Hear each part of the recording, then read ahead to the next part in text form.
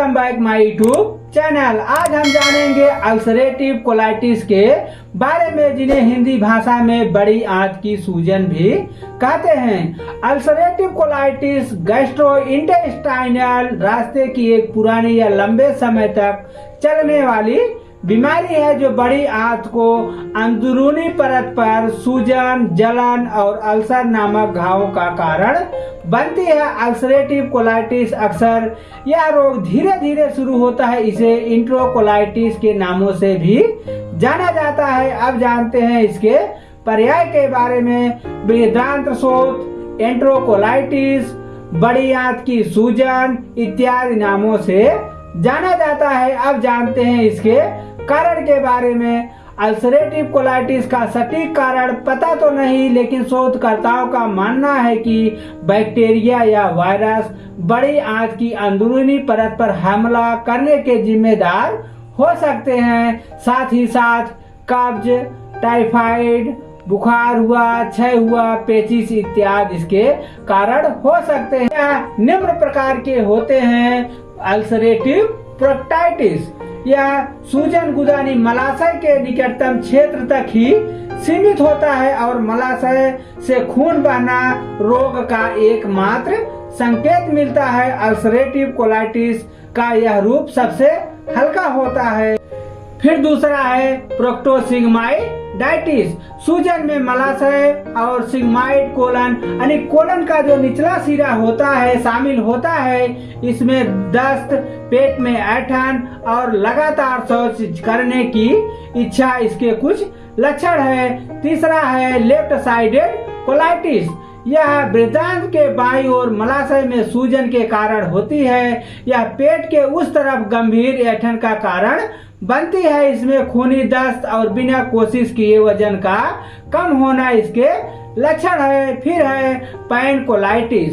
यह पूरे कोलन को प्रभावित करती है, जिससे खूनी दस्त, गंभीर पेट में ऐंठन, थकान और वजन में भारी कमी आती है। फिर है एक्यूट सेवर, यानी जिन्हें हम अल्सरेटिव कोलाइटिस या वह अवस्था होती है जब बहुत गंभीर अवस्था आ जाती है, उसे हम अल्सरेटिव कोलाइटिस या एक्यूट सेवर बोलते हैं। यह काफी कठिन स्थिति है, लेकिन पैनकोलाइटिस की तरह यह भारी दस्त, गंभीर दर्द यानी रक्तस्राव और बुखार के साथ पूरे कोलन को यह प्रभावित करती है। अब जानते हैं रोग के लक्षण के बारे में। यदि हमें यह रोग हुआ तो हमें क्या सिम्टम दिखाई देते हैं। अल्सरेटिव कोलाइटिस का आम लक्षण है कुछ में खूनी दस्त, कुछ रोगियों में मल के साथ मेवात दिखाई देता है। यह बीमारी सूजन, आंत्र रोग, जिन्हें हम आईबीडी नामक स्थितियों के समूह से संबंधित इसके लक्षण है। दस्त, पेट में मड़ोर, वजन में कमी, रक्त अल्पता, मतली, अचानक शौच जाने की इच्छा, बुखार, पानी की कमी, आंतों में बलगम और मवाद आना इसके इत्यादि लक्षण है। अब जानते हैं इसके परहेज के बारे में। हमें क्या परहेज करना चाहिए? उन सभी कारणों से बचना चाहिए जो अल्सर पैदा करने वाले होते हैं, जैसे मांस हुआ, शराब, तंबाकू, मसालेदार, खट्टी और चटपटी चीजों से परहेज करना चाहिए। तले हुए भोजन, अचार युक्त इत्यादि से परहेज करना चाहिए। परहेज से यह रोग जल्दी ठीक होता है। अब जानते हैं इसमें खाने योग्य चीजें। ताजा मट्ठा, दही, केला, पपीता, पका अनार, चावल, मूंग की दाल इत्यादि ऐसी चीजें खानी चाहिए जिससे एसिड ज्यादा ना बढ़े। अब जानते हैं इसके मेडिसिन के बारे में। यदि हमें अल्सरेटिव कोलाइटिस हुआ तो हमें क्या मेडिसिन चलानी चाहिए? जानते हैं अल्सरेटिव कोलाइटिस के मेडिसिन के बारे में। यदि हमें अल्सरेटिव कोलाइटिस हुआ है तो हमें क्या मेडिसिन चलानी चाहिए? पहला है कैप्सूल आर्सिनेक्स।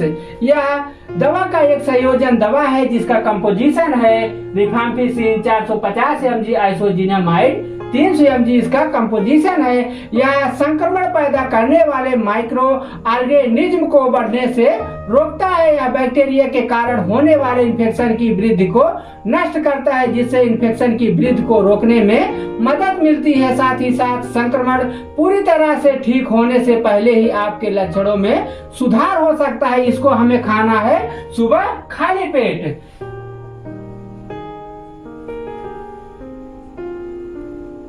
इसको सुबह हमें खाली पेट खाना है। फिर है हमारा टैबलेट GPOZ।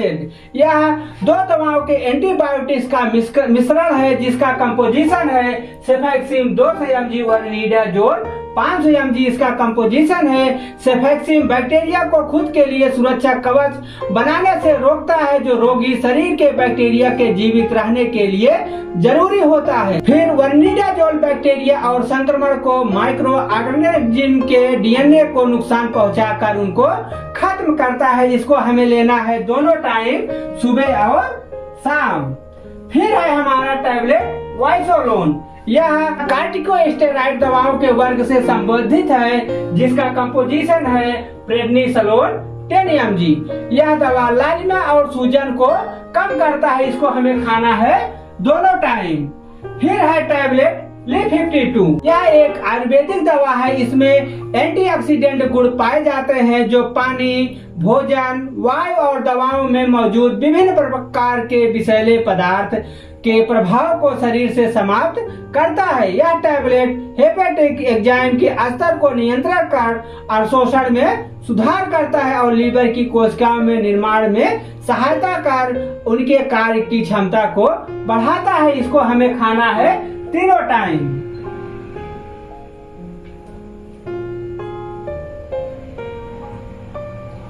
फिर है हमारा कैप्सूल ऑर्बिटोन। यह एक हेपेटेनिक कैप्सूल है। इसमें निम्न प्रकार के साल्ट मौजूद है जैसे iron, calcium, phosphate, folic acid, zinc sulphate, vitamin B12। Composition है ए पोषण की कमी साथ ही आयरन की कमी को भी दूर करता है, साथ ही साथ खून को बढ़ाने का कार्य करता है। इसको हमें खाना है दोनों टाइम। फिर है हमारा टैबलेट इथामसेल।